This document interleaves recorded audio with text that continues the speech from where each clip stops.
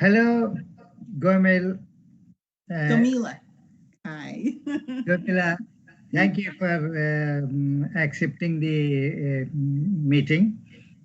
Can you tell us how Bob Anderson is known to you? Sure. He is my guru brother.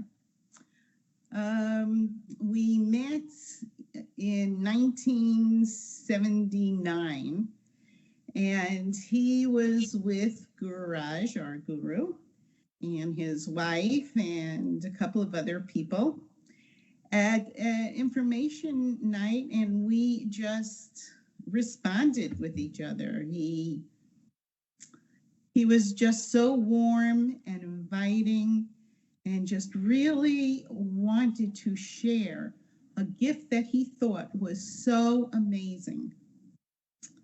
Um, and then we have been really heart connected. It's like one heart, really, since 1979 to now. I mean, it's just a real gift for both of us. And I think you have to ask me some questions. Yeah, good. Can you tell us the qualities of Bob Anderson as a friend? Wow. He is, he's a friend to all. He is always there to support you in times of crisis, in times of fun, in times of everything, absolutely everything. He, I think he's so complex. The only way I can really know him is to go through his heart, because his heart, as it opens and opens, it just expands, and there is a melting, a oneness. He And then through that, he's able to use the divine, is able to use his life experiences. He's gone through an awful lot in his life, and it's like those are his tools. It's like the tools of the trade to connect with people. Once he draws you in, once that heart opens, these tools respond to men and women. And it's the most adorable thing, actually. With the men, he will be the buddy. He will pat him on the back, tell jokes, drink, and all of that. And with the women, he just goes into laughter, but it's very different. There's a sweetness and a joy. There's just a pure joyness, a joy in him.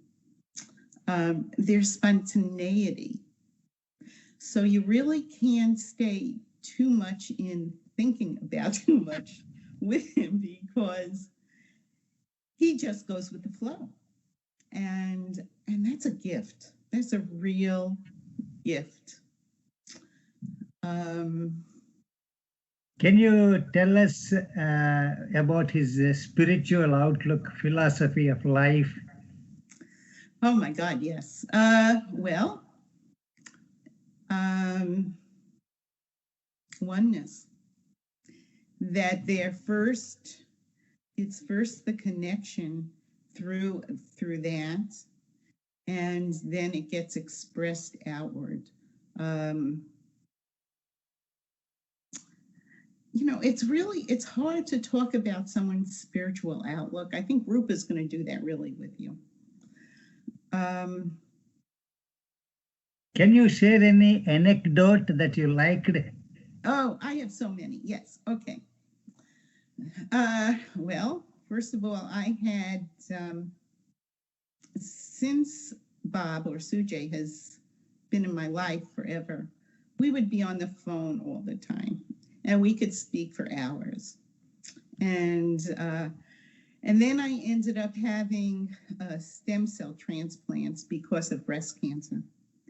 And when he heard about that, immediately he dropped what he was doing. He was a very successful, or was a very successful businessman. And he got on a plane and he came out and spent a week taking care of me with my husband and my children. One of the most beautiful times was, I had all of these ports coming out. I had wires, I had everything. And he would just hold me in his arms in front of my husband and my kids and just cuddle and love. And that's what he's really about.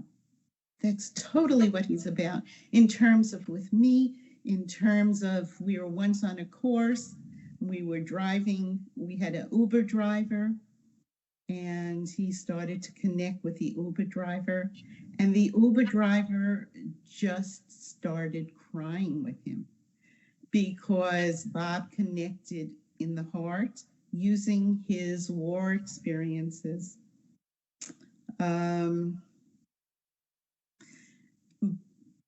Getting back to the stem cell, when he was at the house, he was adorable. He would go out and buy all the groceries. And it wasn't just what he did, it was the infusion of that spiritual force being put into the meals that were made.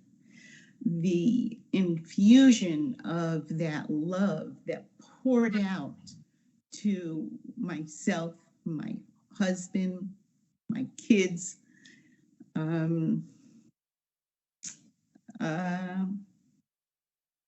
Good. That's an excellent anecdote you narrated. I appreciate it. One last question. If you have to describe Bob in one sentence, how would you do it?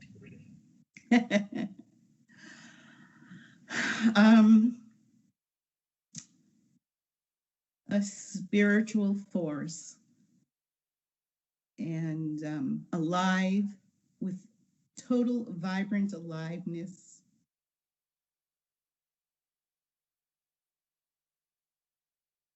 Thank you, Camila. It's nice of you to accept and give me this little insight into the Bob's life. I appreciate it very much. Thank you.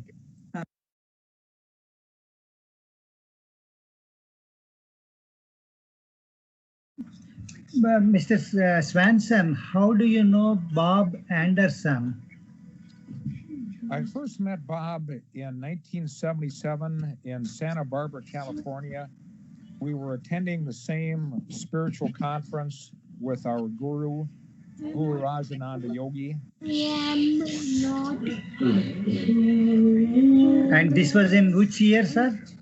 It was in 1977 in Santa Barbara, California. Wonderful, sir.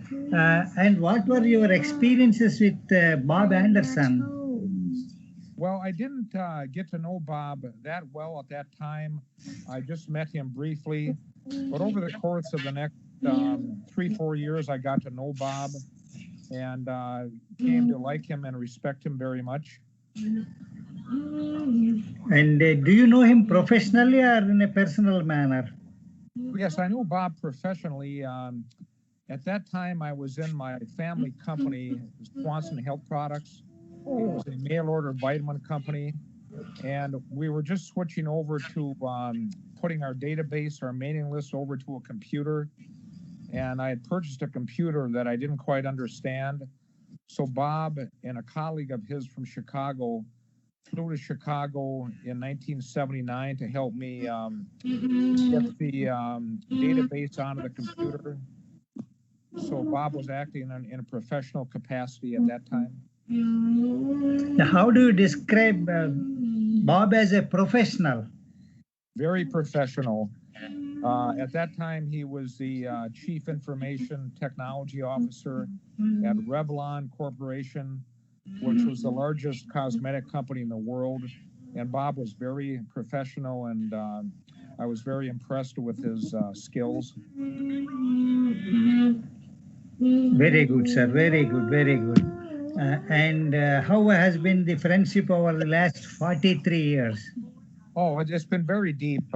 As a matter of fact, our guru, Guru Rajananda Yogi, told both Bob and I, whether you believe this or not, but he told Bob and I that Bob and I were brothers in past lifetimes. So we both certainly felt that bond. And do you have any specific anecdotes you had with Bob that are worth sharing? Well, I think the thing about Bob is he has struggled for many years with a very serious back problem, and he deals with very high level pain every day. And I really respect and admire Bob for how he keeps a positive attitude and a smile on his face in spite of dealing with level 10 pain 24 hours a day, 7 days a week. And Bob has never given up, always has a positive attitude, which is very wonderful to see and to witness. And if you have to tell about Bob in a sentence, what would you say? The thing about Bob is he has always based his life on the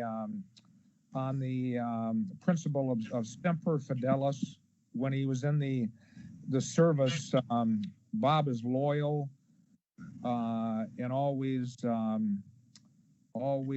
true to his cause, true to his principles, which is honesty, integrity, and never letting a friend down.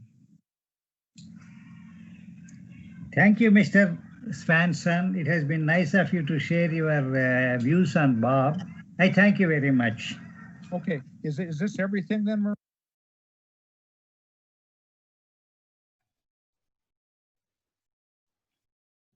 Hello, Rupa.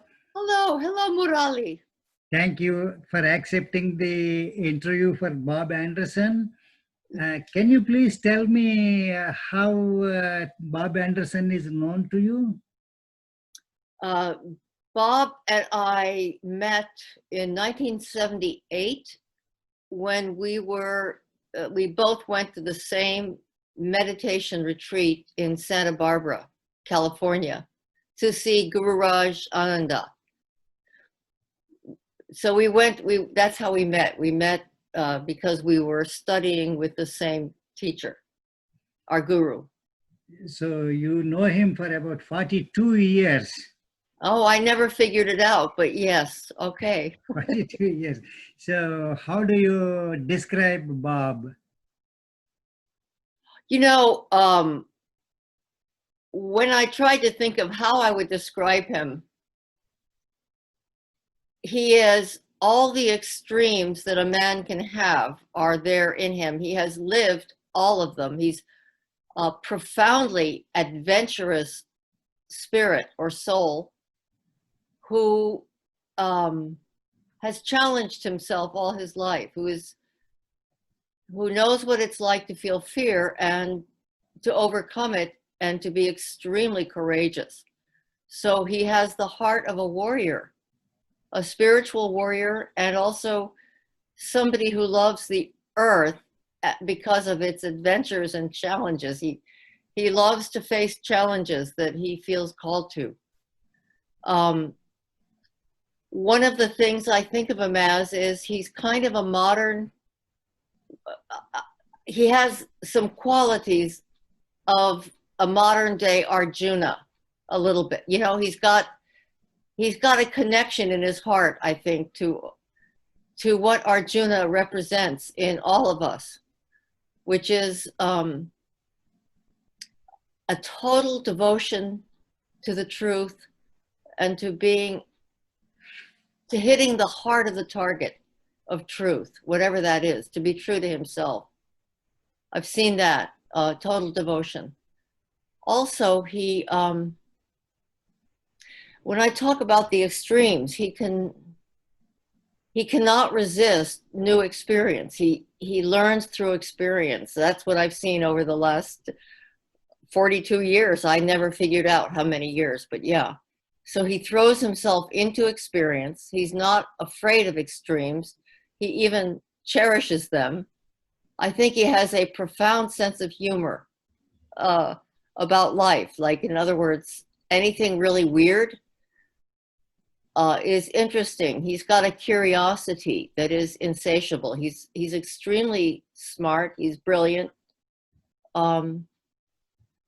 So it's funny. He's brave, but that doesn't mean he doesn't know fear. I think his bravery is in facing his fear and not running away from it. He doesn't run away from a challenge. And he's also very poetic. He opens his heart to the deepest part of it. And one of the things I most love about him, the biggest part of him is his heart. He has a heart that doesn't stop, that has no end. If he sees someone in trouble that he can help, he helps that person. I remember one time a friend of mine had a teenage daughter, and she was completely lost in a world of drugs in the streets. No, I don't mean she was like working in the streets, but I mean she was with a lot of bad drug people taking drugs. I think she was 15 years old. Her mother could not control her or do anything about her. There was no father, just a single mother. And she was afraid her daughter would die. She couldn't control her at all or even find her. She finally found out where her daughter was, but she couldn't get her by herself. She called Bob, and he came. He drove hours to get to where she was, and he drove with the mother.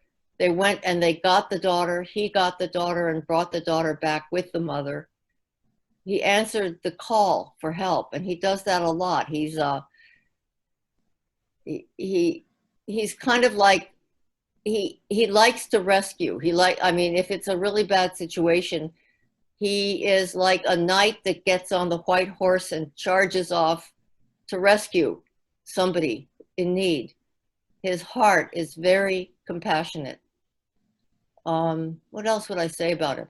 He loves adventure. He loves the adventures in the jungles of time and space, if you will, because his mind goes everywhere. And if you listen to him at times when he's traveling in the mind, it's like you can ride with him. This was my experience. Sometimes he would go into, I don't know what, but he would start speaking about the beauty of something he saw. And it was as if I could get on the magic carpet with him and just ride with him into beautiful, big dimensions, very beautiful. He has a very wide, subtle awareness, and I could ride with him in those subtler areas of imagination, of vision, of connection with the divine. These are how I would describe it. So I would say mystical, poetical, and yet very much like a warrior, very brave. Very adventurous, very loving. When I used to spend time with his family back in the 80s, and his wife and I were working on books together, and so I would spend a few weeks there. He was always a very, very generous host, and his children were little then, 2 girls, and he was always very affectionate with them. You know, they would all pile on to the waterbed and he and his wife and the girls, they would all cuddle together like a big puppy pile. He was very warm and affectionate with them. He was also very responsible, very hardworking. As I say, he had the extremes. He could be a very disciplined, very tight, even very very bossy boss, you know, just ordering everybody around when he was in business. So he'd be very tight and disciplined and coordinated and organized in business. But then the rest of his life, he'd be very loose. He'd have no boundaries at all. There was no place he wouldn't go. He would be letting other people go and do whatever they wanted. He was very generous with his wife and children. Well, all right, he applied discipline to his girls when they were teenagers. He tried to, as much as a person can, give them deadlines, rein them in the way, giving discipline. But basically, he was very open-minded always. He still is very open-minded. And as I say, he loves adventure. So he also likes to play different roles. He likes to put on costumes and play, you know. He'll put on a costume. He'll be a biker. He'll be a soldier. He'll be anything. He can take on different roles. And I think part of it is because he is willing to live all different ways. He has a very open spirit, interested in all different kinds of people, and a heart that is so soft on the inside, so soft and so vulnerable to somebody in need. So I would say he's got very high ideals, very high vision. Also very creative. In his work, he was very creative. In his business, he was very creative. He made up all kinds of systems, invented new systems to process what he had to do in business. And as I said, he's very creative with his imagination. He can open up portals in other people's minds. He likes to open up other people's minds to bigger realities that he can go to. And if one pays attention, one can go there with him. So he's very wonderful in that way. He loves to open into greater freedom. I think freedom is a major part of his life. The search for truth and freedom, and also for fun, because he does like variety. That's why he likes to go scuba diving, but he also likes to go biking, and he likes, you know, I don't think he liked being in the war, but I think he liked defending his country, and I think he liked riding around in a helicopter, you know? It's like, he likes adventure. You have given a full picture of Bob in all areas. One specific thing I would like to ask. Bob had come up from a very humble beginnings and Yes. Rose to a very high level. Yeah. What qualities in him are there for others in such humble conditions to emulate from Bob and succeed? Okay, let me just look here. Two things. One is, he did have very hard circumstances, very hard. His father left when he was very young, and then his mother married a man who was very abusive, frighteningly abusive.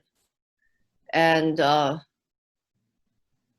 Bob and his sister they were the only children, and they formed a very deep, deep bond of love and trust, and they supported. So he formed a bond with his sister because his mother worked 3 jobs. So she was not around much, and they lived in a trailer, I believe, because that's all she could afford with, you know, no husband for a while, working 3 jobs. His sister and he became very, very close friends, and they supported each other through the tough times of having no kind parent, because his mother was away all the time and his stepfather was very cruel and very frightening. So he learned how to be strong in the face of continuous danger, the bond and the love and the trust he formed with his sister, Jody, has lasted all his life. And I think it was formed in those early years. It helped him find the courage to overcome everything he had to overcome, to find his own strength at a very young age. Because of the harsh circumstances, they tempered him like putting steel in a fire. There was fire all the time, the fire of difficulty, of anger, of abusive man who was not even his real father. But the fire, he found the strength to withstand that. And I think how he found the quality, I don't know, but I think some of it was his own character, which is very strong and deep, and some was the love. He had a friend, his sister. In other words, that connection. And also his mother, great love for his mother. He knew his mother was doing everything she could to help him. So he found faith inside himself. He found courage and faith under those harsh circumstances. And of course, he joined the army, he joined the Marines as soon as he could, right? He joined the Marines, and as a teenager, as you know, and I think he used that also in order to give him discipline and strength. Yeah, that's a nice thing. You have already shared one anecdote about Bob helping a mother find her daughter. Yes. Is there any other interesting anecdote that you can narrate? Let me see. I remember whenever anybody was in trouble, there was a woman who had something wrong with her body and she was in a lot of pain. He got up in the middle of the night and went just to be with her and help her be healed. Help her. That's the kind of thing he did all the time. Let me see. You'd think I would have more anecdote. It was just something he did. He would see somebody who was being left out of it, right? There'd be all these people having fun and somebody off in the corner. He would go to the person off in the corner and help that person, right? That's what he would do. So it has been so nice talking to you, Rupaji, about Bob Anderson. Is there any final sentence you would like to say about Bob? Let me think. Well, I would say he's a combination of one tough cookie and one of the gentlest, biggest hearts, the softest heart inside the toughest cookie. Also, very unique. There's nobody like him that I've ever met. He is absolutely unpredictable and always open for anything new. So therefore, you can never sum him up because he's so open to life force. So I would say he's a wonderful example of life. Unusual, nothing like him. They broke the mold, as they say. So no, deep experience. I would say he has spent his life going into the depths of experience, wanting deep experience, and then bringing that back to others to make them love life. He's a lover of life, okay? Very much. Thank you, Rupaji. Thank you very much. I would say this, anyone who knows him is very fortunate to know him, okay? And that would include you, Murali. Okay.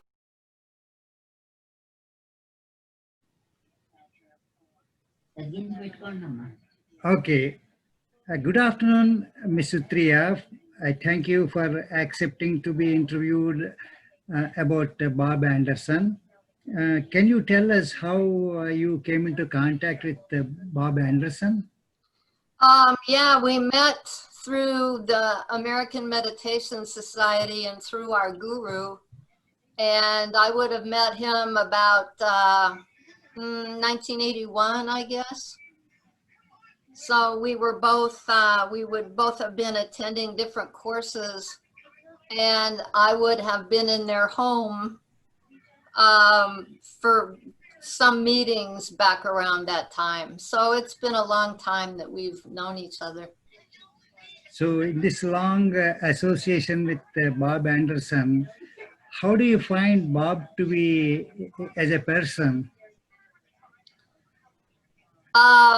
He has been a source of great strength for me over the years.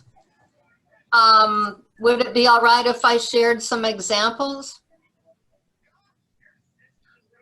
Yeah, please.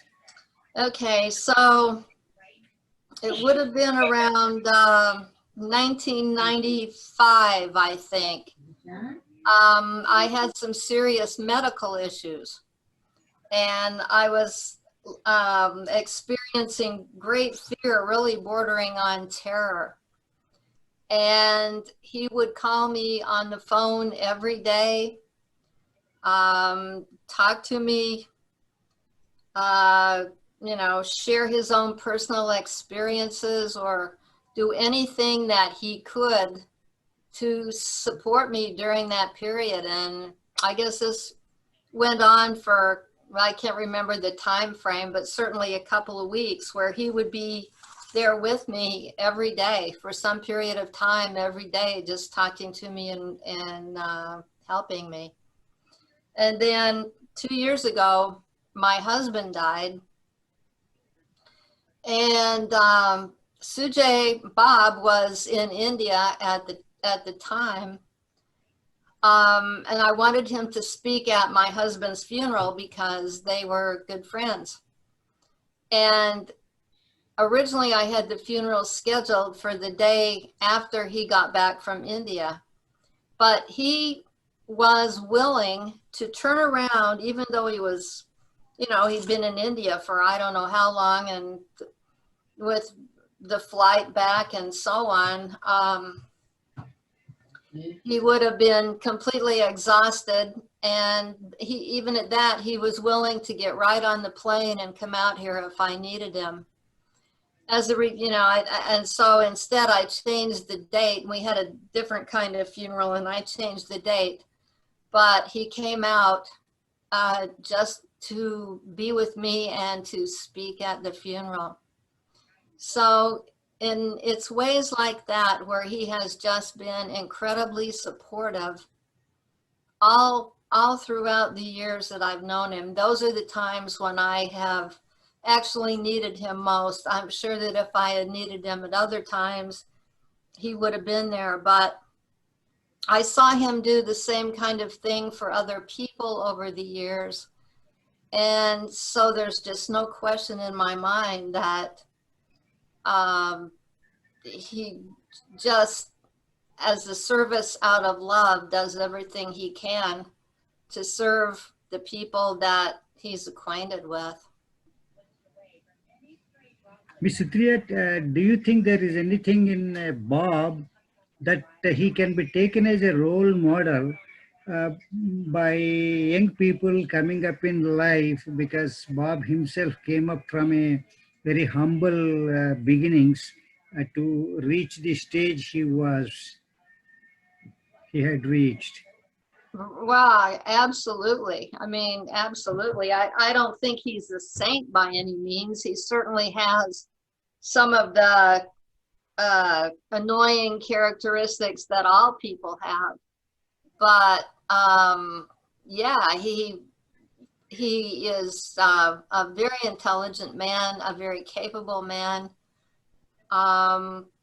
Really pulled himself up all the way to the level that he achieved, not only in business, but also in his spiritual life. I mean, he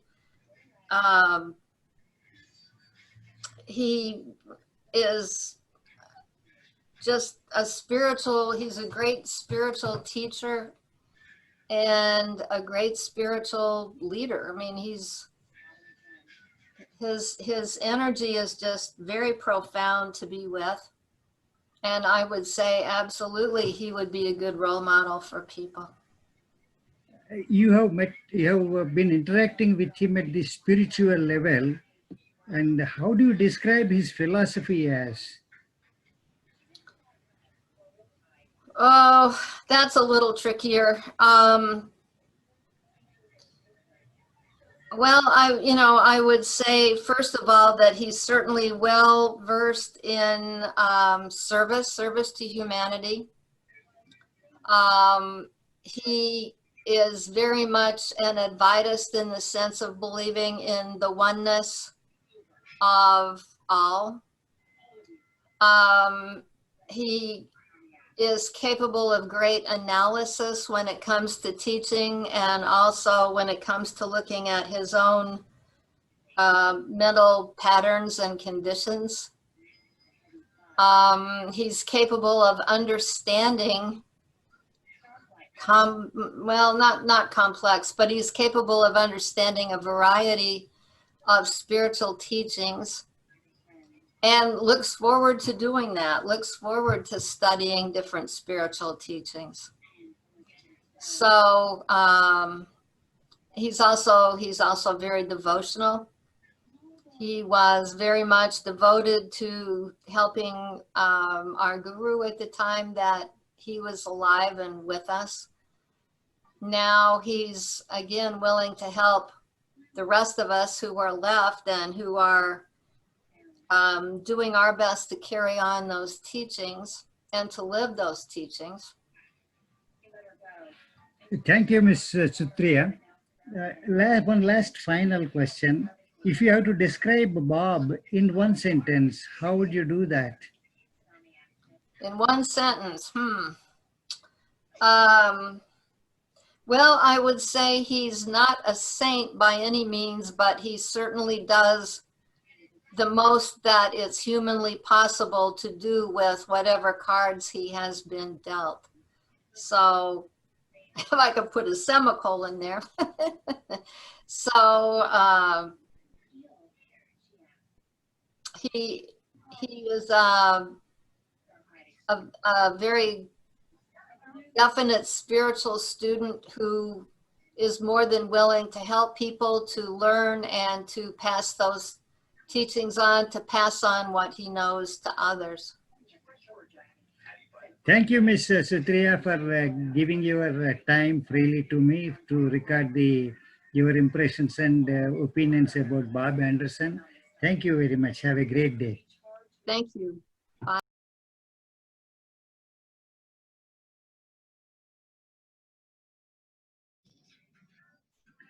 Hello, Vidya. I thank you for consenting to give the interview on Bob Anderson. Oh, well, thank Vidya, you. you have been his wife. How did you meet him first? Well, I was living in North Carolina and I decided to go to a meditation retreat. It was a teacher training retreat with Maharishi Mahesh Yogi. And it was in Mallorca, Spain. And I met, I call him Robert actually, or Sujay. I met Sujay there, and he had come all the way from Las Vegas, Nevada, and I was all the way from Chapel Hill, North Carolina. And so we were on opposite sides of the country and had to go to Spain in order to meet. What was your first impression about Bob? Well, first impression, I would say I saw him as being very energetic, very outspoken about his ideas. He had an interesting way of attracting really unusual people around him. We were there together for 5 months. I stayed on in the training for 7 months. And he always we would often have dinner at these big round tables. And somehow he would just attract all these interesting people like yourself, Murali, just people with totally different backgrounds. And then he would just speak and everybody would just laugh and have a good time. And so the impression was he was just very, he was uplifting to be around. And people were attracted to him. Just really, you know, a kind of a free spirit kind of person. Now you have spent more than 40 years. Now looking at the first impression, now what is your impression? Yeah, it's been 47 years actually. Yeah. 3 more years and we'll reach 50. What's my impression now Yeah, compared I am asking you, you had that first impression. Now after spending 47 years, what is your impression of Bob? Well, Has it changed? Has the first impression changed? yeah, I'd say it's pretty close to the same. You know, the impression is he's just really good-hearted person, that he just loves to help other people. He likes to give, almost to a fault. I mean, he's just always giving, and will push himself beyond maybe when he should take rest for himself. He gets up at midnight every night to teach these classes online in India, the school in India, at Global International School. So he pushes himself in order to be of service. And he's always been that way, either professionally or personally, or just offering support to people in any way he can. So I'd say that impression has followed through all the years I've known him. Vijay, you know, all others spoke about Bob as a friend, as a professional, as a family man, as a husband, as a father of your children. How do you describe Bob? I would say he's always been supportive. Anything I ever wanted to do, he was always in support of. He never said, oh, don't do that. I don't think you should. He's always supported the children being independent. And of course, these children are in their 40s now. They're in their mid 40s. And he's just really done what he could to foster them as being independent women. And I'd say it was about 7 years ago. Here's a little anecdote for you. About 7 years ago, I said to him, you know, I think I want to go to India, and I'm going to be gone for about 6 weeks. And what do you think about that? And he just, at first he went, what? And then he went, if that's what you want to do, go do it.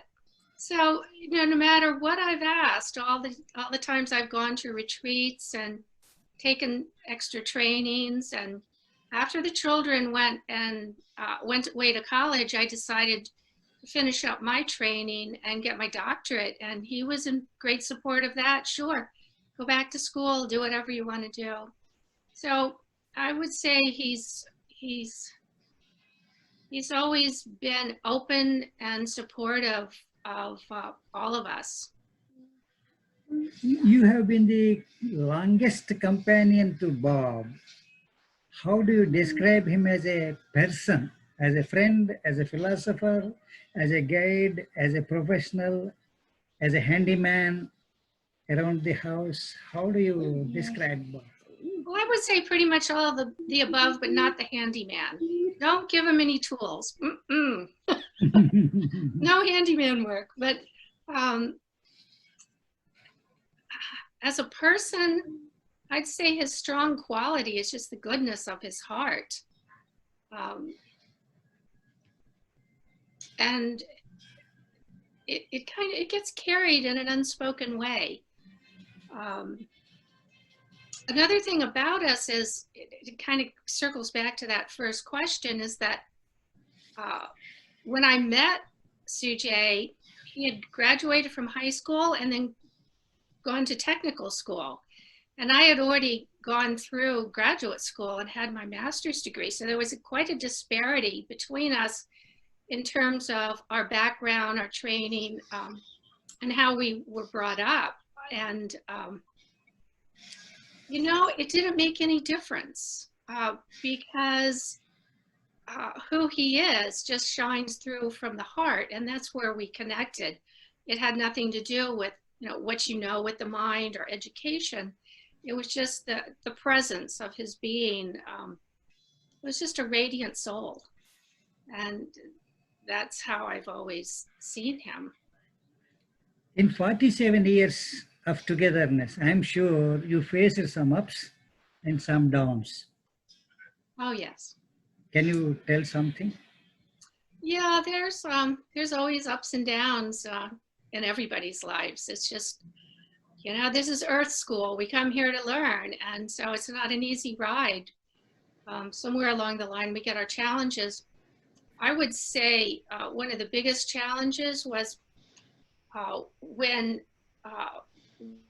Sujay developed post-traumatic stress disorder.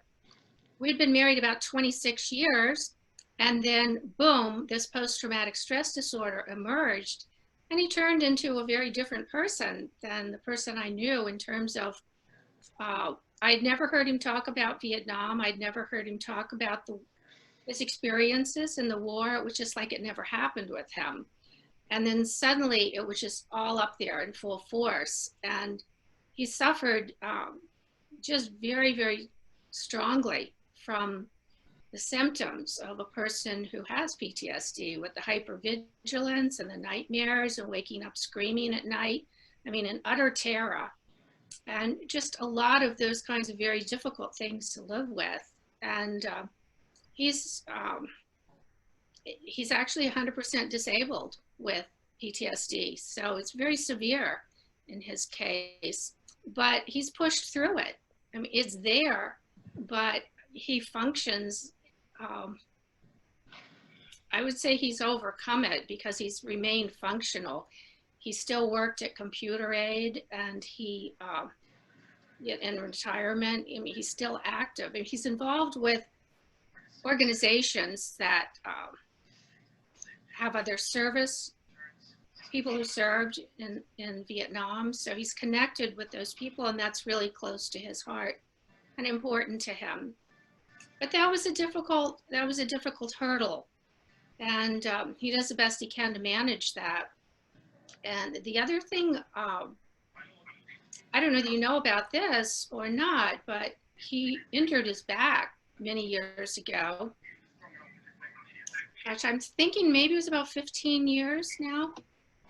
And over time, he's had numerous surgeries. He has eight back surgeries. And with each surgery, another level of the spine deteriorates. And so he has this progressive deterioration of the spine, which he thinks a lot of it's, the etiology is from Agent Orange in Vietnam, because our daughters both have deteriorating spines, and it's nowhere in either one of our families. So we really think that the Agent Orange has caused this. But anyway, long story short, he suffers immense pain, just immense debilitating pain. I don't know how he does it. I think if it were me, I would have jumped off a bridge long ago. It's acute pain, it's chronic, it's every moment of his life, and it's not managed well. The medications don't begin to touch it, the medications that he's allowed to have. And he's tried every intervention you can possibly imagine. Every intervention out there has been tried. And he always says the only thing that's kept him going is his meditation practice. He meditates faithfully every day, and it's just that that practice of regular meditation that's kept him able to function while enduring this incredible physical pain. Just unbelievable. Another one there. So, after 47 years of life with him, what do you describe Bob as? A hero? A normal man? Did you say a normal man? I'm asking you whether he's, No. how do you describe him? Is a normal man or a hero? Well, I definitely wouldn't call him a normal man. I think he's way off the normal curve, way out there in the tails. Totally unusual. Totally unusual. Okay. Now, is there any interesting anecdote you can share with others? Oh my goodness. Antidotes. Well, the one that comes to mind is one of our daughters went to Hawaii, and she went with a boyfriend, and Sujay at the time was in England working, and I was somewhere else working, and she called him in the middle of the night in England and said, "I'm stranded. This boyfriend just dumped me, made me get out of the car, and I'm in Hawaii, and I have no money, I have no purse, I have nothing. What am I going to do?" And so he said, "Go to the airport. There'll be a ticket there." And he had to pay $2,000, but he saved her. I mean, just like that in a heartbeat. Picked up the phone, got everything arranged, and got his sweet young daughter flown out of Hawaii back to a safe location, and said, "Pack up all your stuff, put your dog in the car, pack up your stuff, and come home right now." And so, you know, that's just the kind of thing he does. I mean, anyone in need, boom, he's there. So, Vidya, you are the wife, so I am putting your interview to the last of the video. You have the final word about Bob. What would your final word about Bob be for the entire world to know? You're gonna make me cry. I didn't count on this. You're gonna make me cry. His life is worth emulating. His life is worth sharing with the world so that people can learn from him. Or people have nothing to learn from him. He's a real life hero, may not be like movie heroes, but he's a hero in real life. What do you feel? Yeah, I think that describes it well. You know, an everyday, ordinary person who's more ordinary than ordinary, like we all are, just a unique individual, as we all are unique individuals, but he's just given 100% in every area of his life, you know, to his total capacity, has always given 110%. You know, it may not always look, I mean, he's kind of rough around the edges, being a Marine, it may not look all refined and pretty, but at the deepest core and truth of his being, he's just